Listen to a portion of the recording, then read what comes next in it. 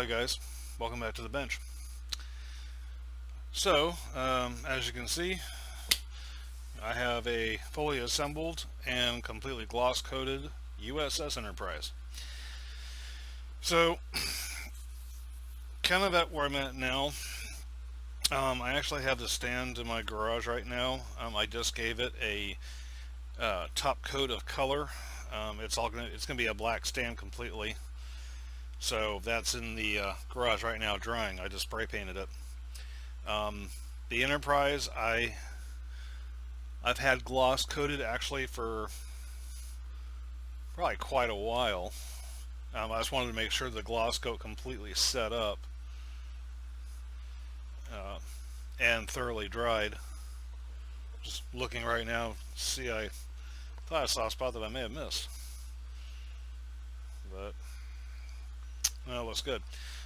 So what I did was to gloss coat it. I used what most people refer to as a poor man's gloss coat. I used Future floor wax. You can buy that stuff practically anywhere. You can get it online. I wouldn't recommend it because it's very pricey online, but you can go to Walmart and get it. I'm sure many of you have seen this product.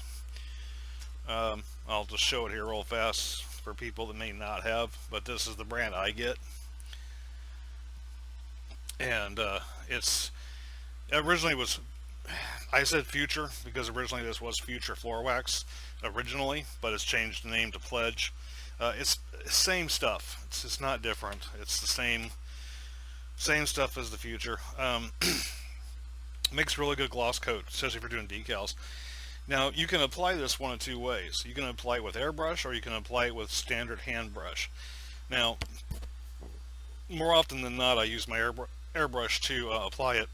But on this case, given the model's unique design, I felt it was actually easier just to brush it on. So I just poured a little bit into a cup, and I used a wide brush, if I can find it. I have it here somewhere. There it is. I used a brush like this, and I just brushed on between 2 and 3 coats in stages. I can only do like certain amounts at a time. Like I did the entire top saucer, I did the sides, and I was doing part of the hull. I did it in stages. It took me about a couple of days to actually fully get it done, and then I just let it sit and dry. Eventually the Future or the Pledge floor wax will eventually become rock hard, given time. So did that. It's essentially ready for decaling at this point. Again, the one thing I don't have attached is the rear shuttle bay, which I know I should have had that done by now, but it's a simple thing. All I gotta do is paint it silver, and then it will just friction fit just about like so. So that won't even be worth putting on a video. I'll just get it done.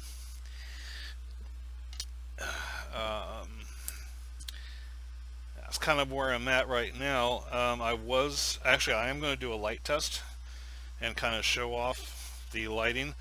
Lighting came up pretty good. I'm really happy with it. The one thing that's not going to be lit is the nav lights right now, because those I don't have the board in for it yet. That will be installed in the stand. And for some of you guys that have commented on my other videos for this, know what my ideas are for the stand. I'm just hoping it comes out as well as I'm hoping it does, to be honest.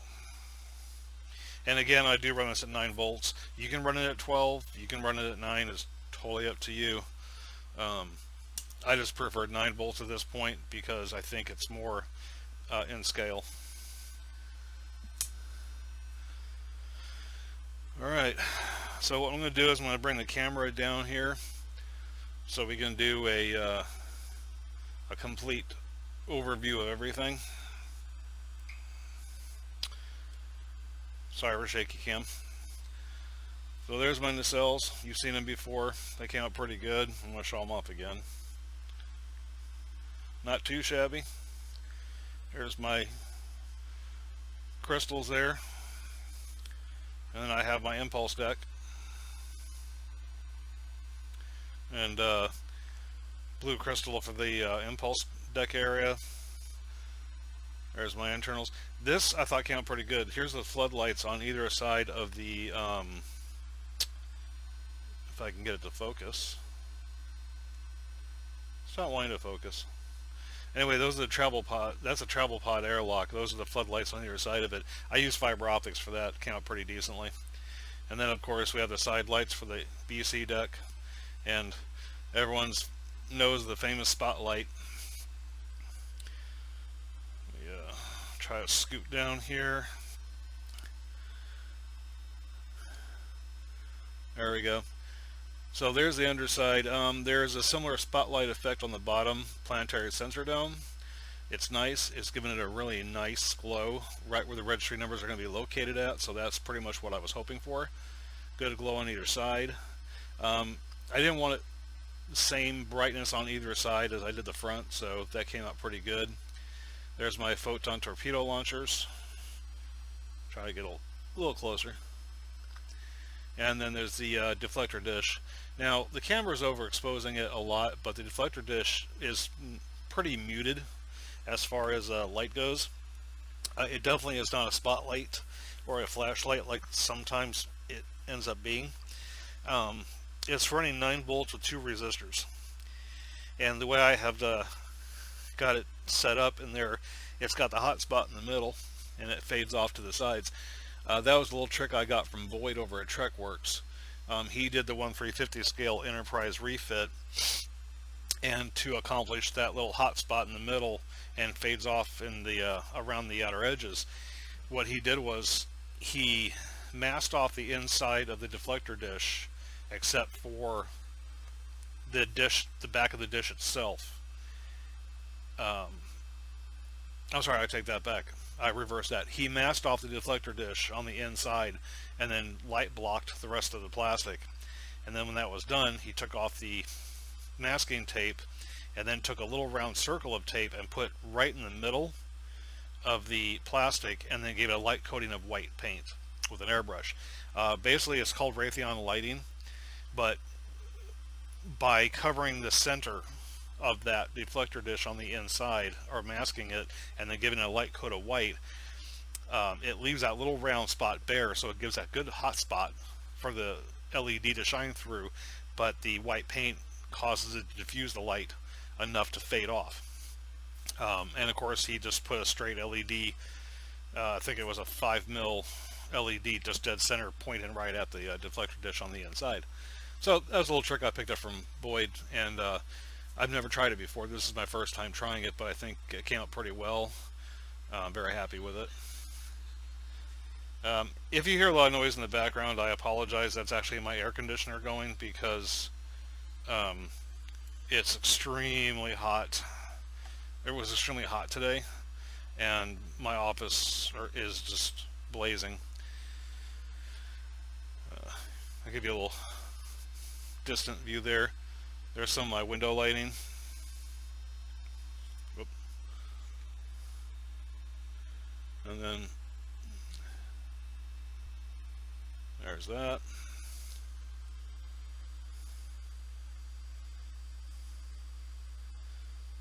Actually, I'm going to go ahead and just set the camera down here for a second and reposition the ship so you can get a better view of everything.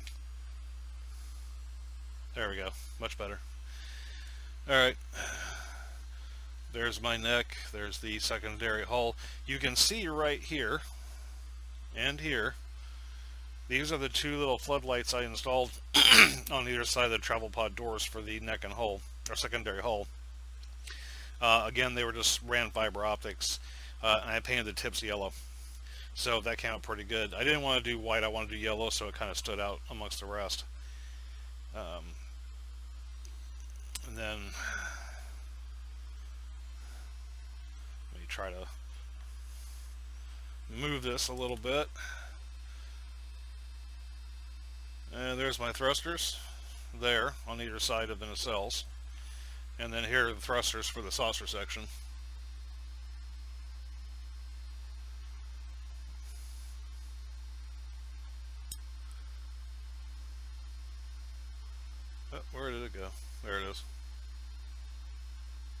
and those are also done fiber optics as well. So I think overall,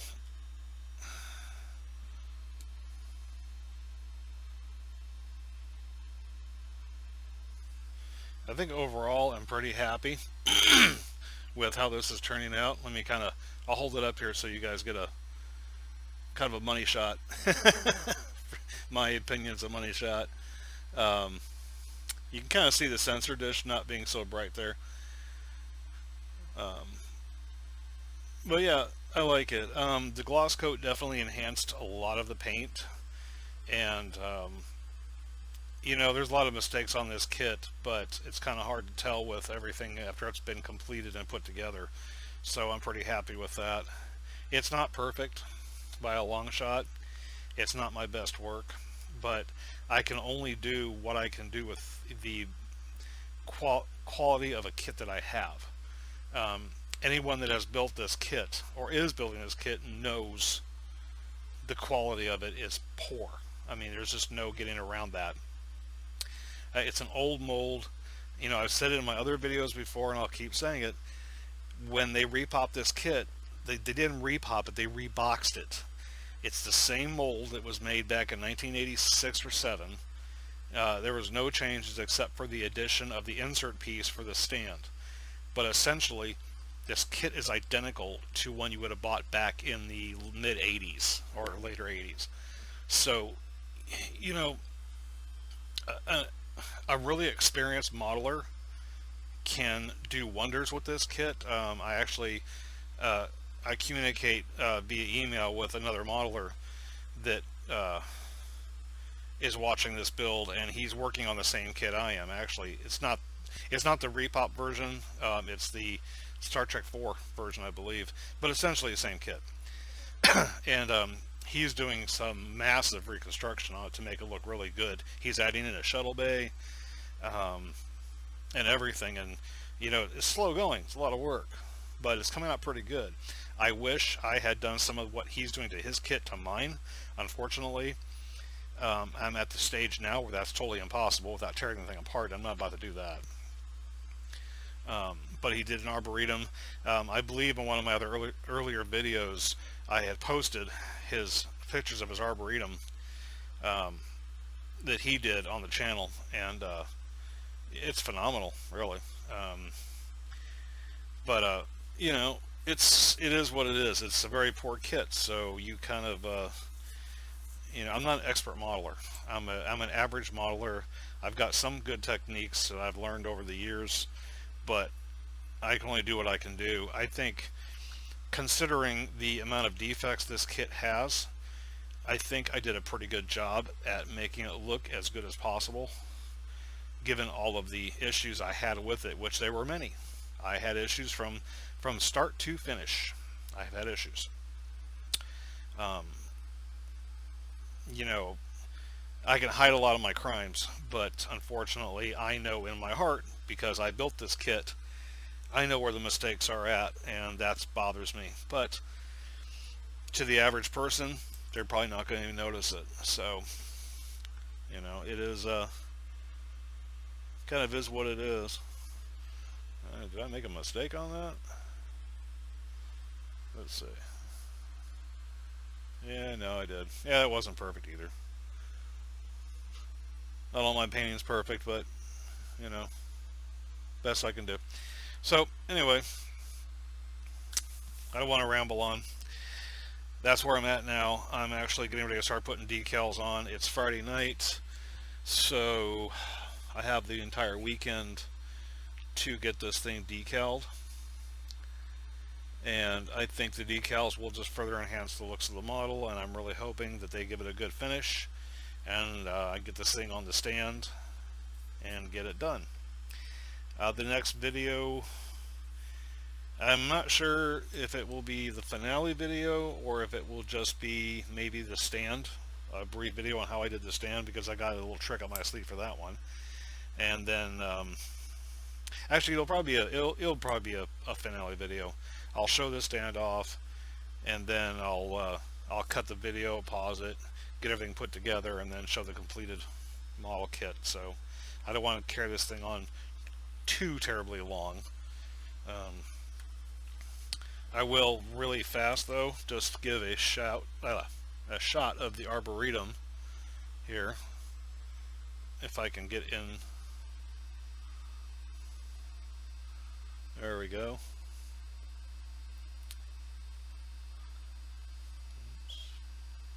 There's the arboretum. I know I've shown it before, but I want to show it off again. Oops. Sorry for the wonky camera angles there, guys. There we go. Yeah. You can see one of the doors I scratch built. Get a good look at the floor. You can see the little pathway. If you look at those little square gray things in there, so if I can get it back into focus.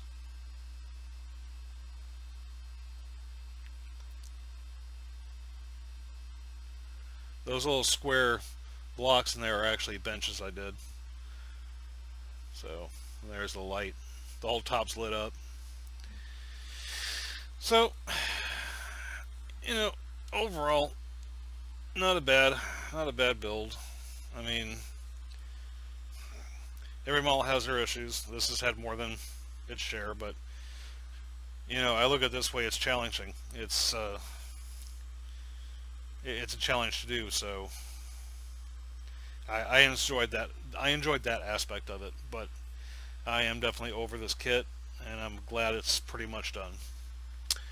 So, okay, the video's gone on for over 15 minutes so far. I don't mean to ramble on about everything. So I'm going to go ahead and stop the video now. My next video, again, will be the finale. I'll show off the stand and everything, and we'll see it done and put on the shelf. I'll also go over some power options too for these kits that I'm going to be using for some future builds. So I want to thank everybody for watching, and hope you guys have a really good weekend. So you take care. Bye.